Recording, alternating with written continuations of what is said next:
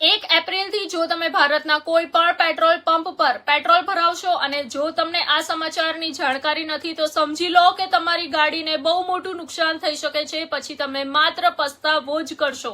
ખરેખર જો તમારી ગાડી 2023 પહેલાની છે તો 1 એપ્રિલથી પેટ્રોલ પંપ પર જે પેટ્રોલ મળશે તેમાં 20% ઇથેનોલ મિક્સ હશે.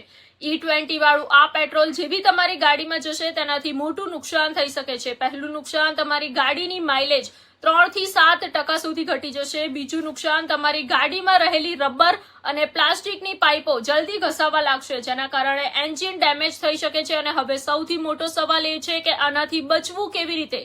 જુઓ, આનો એકમાત્ર ઉપાય એ છે કે તમારે નજીકના મિકેનિક પાસે જવાનું છે અને તેને કહેવાનું છે કે જૂની રબરની પાઇપ હટાવીને ટેફલોન વાળી પાઇપ નાખી દે.